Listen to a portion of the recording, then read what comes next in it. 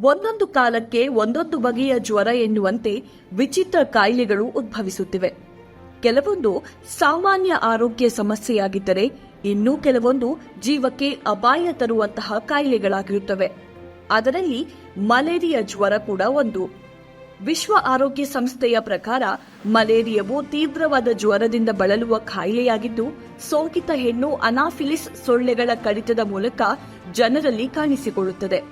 ಮನುಷ್ಯನ ಜೀವಕ್ಕೆ ಮಾರಕವಾದ ಈ ಸೋಂಕಿನ ತಡೆಗೆ ಸಾರ್ವಜನಿಕರಲ್ಲಿ ಜಾಗೃತಿ ಮೂಡಿಸುವ ಸಲುವಾಗಿ ಪ್ರತಿ ವರ್ಷ ಏಪ್ರಿಲ್ 25ರಂದು ವಿಶ್ವ ಮಲೇರಿಯಾ ದಿನವನ್ನು ಆಚರಿಸಲಾಗುತ್ತದೆ. ಇನ್ನು ಮಲೇರಿಯಾ ಸೋಂಕಿತರಲ್ಲಿ ವಿಪರೀತ ಜ್ವರ, ಚಳಿ, ತಲೆನೋವು, ವಾಂತಿ, ಕೆಮ್ಮು, ಅತಿಯಾದ ಆಯಾಸ, ಸ್ನಾಯುಗಳ ನೋವು ಹಾಗೂ ವಾಕರಿಕೆಯಂತಹ ಲಕ್ಷಣಗಳು ಕಂಡುಬರುತ್ತವೆ. ಸೂಕ್ತವಾದ ಚಿಕಿತ್ಸೆ ಪಡೆಯದೆ ನಿರ್ಲಕ್ಷ್ಯ ಮಾಡಿದರೆ ತೀವ್ರ ತೊಡಕುಗಳ ಜೊತೆಗೆ ಪ್ರಾಣಹಾನಿ ಕೂಡ ಸಂಭವಿಸುತ್ತದೆ.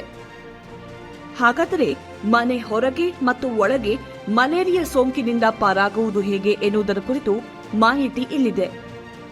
ರಾತ್ರಿ ನಿದ್ರಿಸುವಾಗ ಕಡ್ಡಾಯವಾಗಿ ಸೊಳ್ಳೆ ಪರದೆಯನ್ನು ಬಳಸುವುದು, ಸೊಳ್ಳೆ ಕಚ್ಚಲು ಅನುಕೂಲವಾಗದಂತೆ ನಿಮ್ಮ ಮೈಕೈ ಭಾಗಗಳನ್ನು ಮುಚ್ಚುವಂತಹ ಬಟ್ಟೆಗಳನ್ನು ಧರಿಸುವುದು, ಮನೆ ಹೊರಗೆ ಮತ್ತು ಕಿಟಕಿ ಹೊರಗೆ ಕೀಟನಾಶಕಗಳನ್ನು ಸಿಂಪಡಿಸಿ ಸೊಳ್ಳೆಗಳು ಮನೆಯೊಳಗೆ ನುಸುಳದಂತೆ ನೋಡಿಕೊಳ್ಳಬೇಕು.